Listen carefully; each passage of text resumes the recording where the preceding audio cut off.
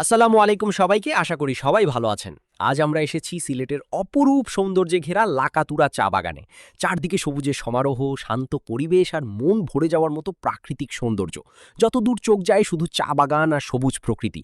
এমন পরিবেশে কিছুটা সময় কাটালে মনটা সত্যিই ভালো হয়ে যায়। লাকাতুরা চা বাগান সিলেটের অন্যতম পরিচিত একটি দর্শনীয় স্থান। প্রায় ১.৫ শতাব্দীর ইতিহাস বহন করে চলা এই চা বাগান বাংলাদেশের চা শিল্পের একটি গুরুত্বপূর্ণ অংশ। প্রতিদিন অসংখ্য দর্শনার্থী এখানে আসেন প্রকৃতির সৌন্দর্য উপভোগ করতে এবং কিছুটা শান্ত সময় কাটাতে। এখানকার আঁকাবাঁকা পথ, সারিবদ্ধ চা গাছ আর দূরের সবুজ পাহাড় মিলিয়ে তৈরি করেছে এক মনোমুগ্ধকর দৃশ্য। সকাল কিংবা বিকেল, দিনের যে কোনো সময়ই এই জায়গার সৌন্দর্য ভিন্নভাবে ধরা দেয়। পাখির ডাক আর নির্মল বাতাস পুরো পরিবেশকে আরও প্রাণবন্ত করে তোলে। সবুজে ঘেরা এই বিশাল চা বাগানের দিকে তাকালে মনে হয় যেন প্রকৃতি নিজ হাতে একটি সুন্দর ছবি এঁকেছে। লাকাতুরা চা বাগান অনেক বড় একটি এলাকা, তাই এর সব সৌন্দর্য আর সব জায়গা এক ভিডিওতে তুলে ধরা সম্ভব নয়। আজকের ভিডিওতে আমি এখানকার কিছু সুন্দর দৃশ্য তুলে ধরার চেষ্টা করেছি।